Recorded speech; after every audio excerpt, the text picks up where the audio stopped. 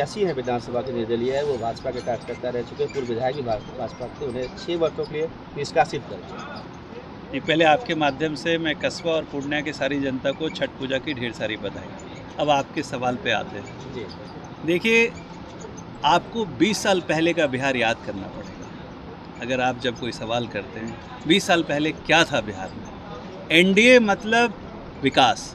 पिछले 20 वर्षों से एनडीए ने विकास हर क्षेत्र में, चाहे वो हर घर में बिजली पहुंचाने का हो, अब बिजली फ्री है आपको पता ही है, चाहे हर सड़क हर गांव को जोड़ता हो, या चिकित्सा की बात हो, हर डिस्ट्रिक्ट में अगर आप देखेंगे तो एक मेडिकल कॉलेज है, इंजीनियरिंग कॉलेज है, सब कुछ है।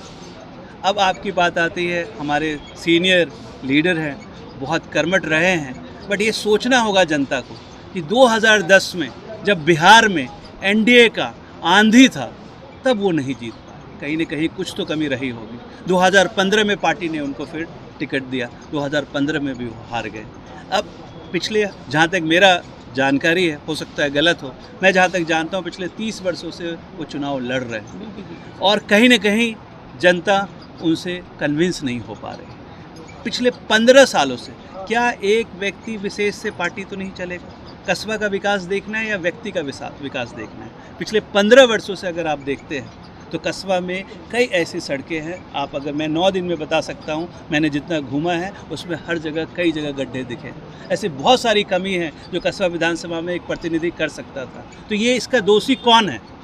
अगर यहाँ एनडीए का कमल नहीं खिला है तो इसका दोषी कौन है, इसको आपको समझना होगा। और कोई पार्टी किसी व्यक्ति के लिए नहीं होता है, कोई गठबंधन किसी व्यक्ति विशेष के लिए नहीं होता है।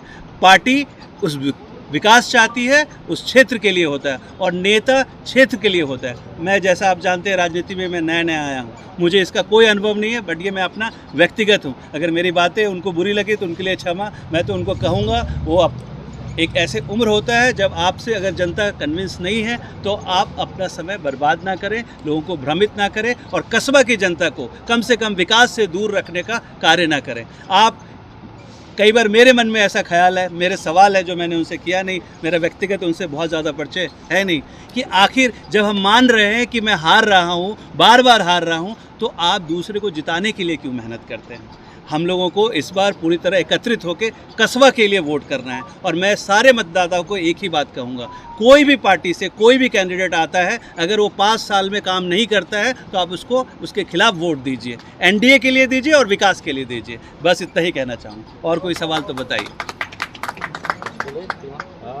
हम सब बात तो पूछिए कि यहाँ जदयू के व्यापारिक प्रकोष्ठ के जिलाध्यक्ष भी मौजूद हैं, लेकिन प्रायः देखा गया है कि हिंदुस्तान अवाम मोर्चा के साथ ही आपके प्रचार प्रसार में भी काफ़ी कम दिखाई देते हैं। ये देखिए, पहले आपको समझना होगा कस्बा को, अगर आप कस्बा से हैं तो कस्बा को समझिए। कस्बा में किस पार्टी का सबसे ज़्यादा कार्यकर्ता है? पहले नंबर पे आता है बीजेपी, दूसरे नंबर पे आता है जेडीयू, तीसरे नंबर पे आता है लोजपा, चौथे नंबर पे आता है हम, और 5वें नंबर पे आता है आरएलएम। तो जहाँ जो पार्टी पिछले 30 वर्षों से मजबूत है तो वहाँ संख्या आपको दूसरी पार्टी को उतनी ज़्यादा नहीं मिलेगी। जेडीयू, भाजपा, लोजपा, रामविलास, उपेंद्र कुशवाहा जी की पार्टी, आरएलएम और हम, सब का एक ही नारा है कि 20 वर्ष से जो विकास चल रहा है, इस विकास के लिए लड़ना है। और जो इनके विचारधारा से सच्चे सिपाही हैं वो हमारे साथ खड़े होकर जनता के बीच जा रहे हैं। और मैं आपको आश्वस्त करता हूँ, 9 दिनों में अगर मैं पहले दिन पूछते तो मैं इतना कॉन्फिडेंट आपको ना दिख नहीं रहा था। मैं 9 दिनों में सुबह 6 बजे से रात के 1 बजे तक जो मैंने मेहनत किया है और जनता के बीच जो मैं गया हूँ, जनता का एक ही नारा है, इस बार 15 वर्ष का वनवास तोड़ेंगे। चलिए, बहुत अच्छा।